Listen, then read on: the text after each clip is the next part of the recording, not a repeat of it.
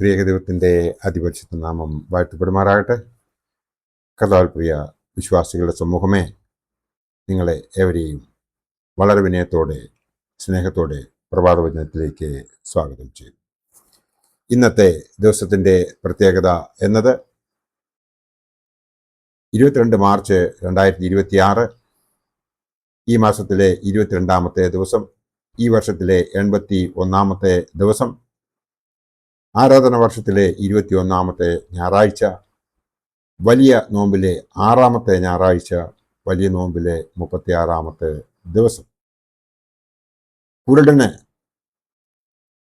കാഴ്ച നൽകിയതായ ഞായറാഴ്ച, കുരുടനെ സൗഖ്യമാക്കിയ ഞായറാഴ്ച എന്നും ഇതിനെ വിശേഷിപ്പിക്കുന്നു.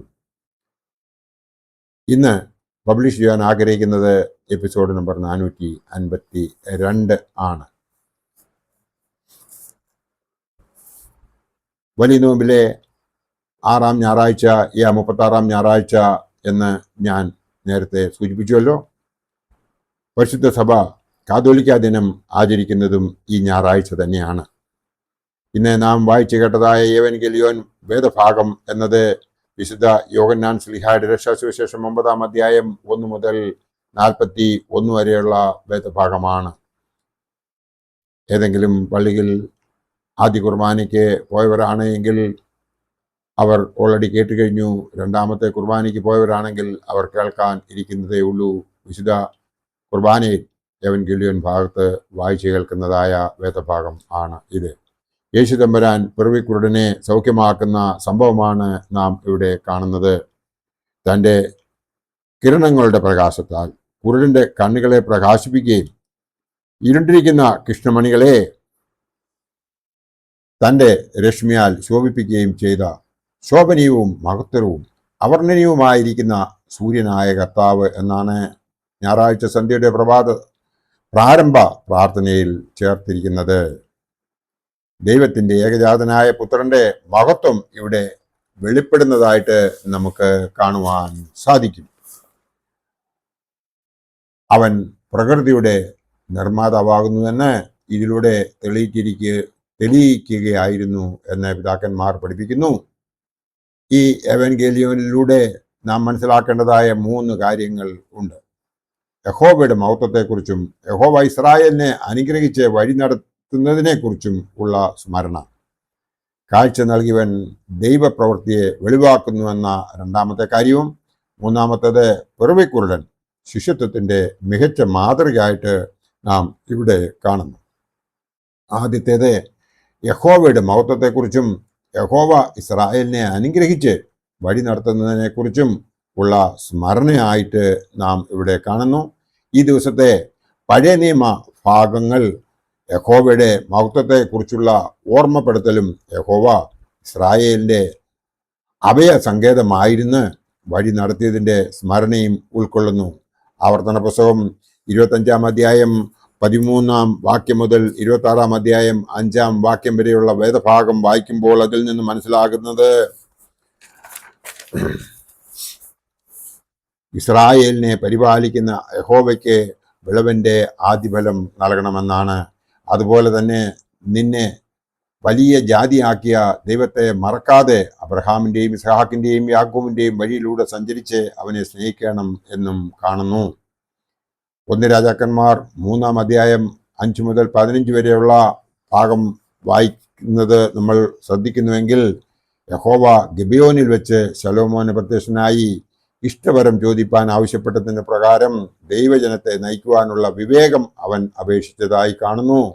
അത് അവന് ലഭിക്കുകയും ചെയ്തതായി നമുക്ക് കാണാം. 3ാമത്തെ വായന എന്ന് പറയുന്നത് ഇയ്യോബിന്റെ പുസ്തകം 42ാം അധ്യായം 1 മുതൽ 8 വരെയുള്ള വേദഭാഗമാണ്.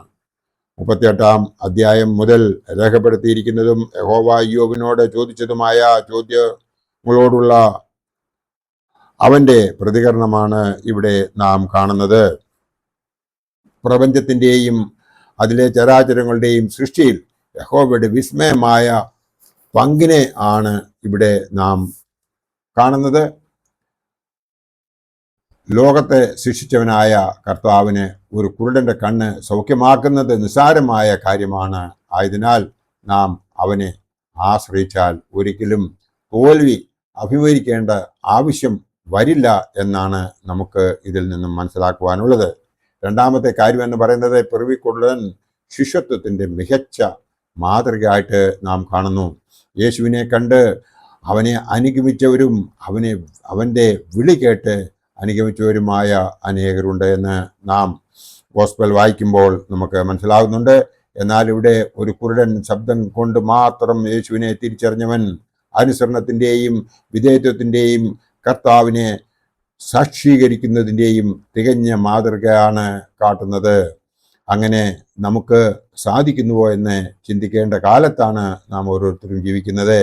മൂന്നാമത്തെ കാര്യമെന്ന് പറയുന്നത് കാഴ്ച നൽകിയവൻ ദൈവപ്രകൃതിയെ വെളിവാക്കുന്നു എന്ന് നമുക്ക് മനസ്സിലാവും. ക്രിസ്തു ചെയ്തതായി വിശുദ്ധ യോഹന്നാൻ ശ്ലീഹ ഇവിടെ സാക്ഷീകരിക്കുന്നത് നമുക്ക് മനസ്സിലാകുന്നത് അടയാളങ്ങളോരോന്നും കർത്താവിൻ്റെ ദിവ്യത്വവും ദൈവരാജ്യത്തിൻ്റെ പ്രവൃത്തിയും വെളിവാക്കുന്നു എന്നതാണ്. ജന്മനാൽ കുരുടനായിരിക്കുന്നവൻ ഈ ലോകത്തെ കണ്ട് ആസ്വദിക്കത്തക്കവണ്ണം അനുഗ്രഹം നൽകിയവൻ ദൈവമാണ് എന്ന് നാം മനസ്സിലാക്കി അവങ്കിലേക്ക് ഈ വലിയ നോമ്പിൽ തിരികെയാണ് നാം ഓരോരുത്തരും ചെയ്യേണ്ടത്. ഈ വലിയ നോമ്പ് കാലം അതിനായി നമുക്ക് വിനിയോഗിക്കണമെന്നുണ്ടെങ്കിൽ ഇടപെടാതെ നാം ഓരോരുത്തരും പ്രാർത്ഥിക്കുന്നവരായിരിക്കണം. മണ്ണ് കുഴച്ച് ആദാമിനെ ഉണ്ടാക്കിയ ദൈവം മണ്ണിൽ തുപ്പിക്കുഴച്ച് കണ്ണിൽ പുരട്ടി ശീലോകാങ്കുളത്തിൽ പോയി കഴുകുവാൻ ഉപദേശിക്കുന്നു. ആ കുരുടൻ്റെ അനുസരണം നമുക്കുണ്ടോ എന്ന് നാം ഓരോരുത്തരും പരിശോധിക്കേണ്ടതുണ്ട്. പരിശുദ്ധനായ പത്രോസ് ശ്ലീഹ നമ്മെ പഠിപ്പിക്കുന്നത് ദൈവാത്മാവ് നമ്മുടെ മേൽ ആവസിച്ചിരിക്കുന്നതിനാൽ നാം ക്രിസ്തുവിനോട് ചേർന്നിരിക്കുന്നവരും അവൻ്റെ കഷ്ടങ്ങൾക്ക് പങ്കാളികളായും ആകും തോറും സന്തോഷിക്കുന്നവരും ആകുവാനാണ്. 1 പത്രോസ് 4:14 അത് എടുത്ത് പറഞ്ഞിരിക്കുന്നതായി നമുക്ക് ആ ഭാഗം നോക്കുമ്പോൾ മനസ്സിലാവും. കർത്താവിൻ്റെ വെളിച്ചം നമുക്ക് ആന്തരികവും ബാഹ്യവുമായ നയനങ്ങൾക്ക് പ്രകാശം നൽകട്ടെ. നമുക്ക് അവങ്കിലേക്ക് തിരിയാം. അവങ്കിലേക്ക് നോക്കിയവർ പ്രകാശിതരായി ലജ്ജിച്ചു പോയതുമില്ല എന്ന സങ്കീർത്തനം കാരൻ പറഞ്ഞിരിക്കുന്നത് നാം ഓർത്തുകൊണ്ട് ഈ വലിയ നോമ്പിലൂടെ നാം മുന്നേറുമ്പോൾ ഒരു വിശ്വാസിക്കുണ്ടാകേണ്ടതായ ബോധ്യത്തിൻ്റെ ഒരു ശ്രേണിയാണ് ഇവിടെ നാം ഓരോരുത്തരും കാണുന്നത്. ഈ വലിയ നോമ്പിൽ നാം ചെയ്യേണ്ടതായ 3 കാര്യങ്ങളുണ്ട്. ഒന്ന്, ദൈവവുമായുള്ള നമുക്ക് ഉള്ള ബന്ധം നാം പുതുക്കേണ്ടതുണ്ട്. രണ്ടാമത്തേത് സഹോദരങ്ങളുമായുള്ള ബന്ധം നാം പുതുക്കണം. മൂന്നാമത്തേത് പ്രപഞ്ചവുമായുള്ള ബന്ധം നാം പുതുക്കണം. നമുക്ക് അതിനിടയാകട്ടെ എന്ന് നമുക്ക് പ്രാർത്ഥിക്കാം. ദൈവം നമ്മളെ എല്ലാവരെയും അനുഗ്രഹിക്കട്ടെ. എൻ്റെ വാക്കുകൾ ഇവിടെ ഉപസംഹരിക്കട്ടെ. നന്ദി, നമസ്കാരം.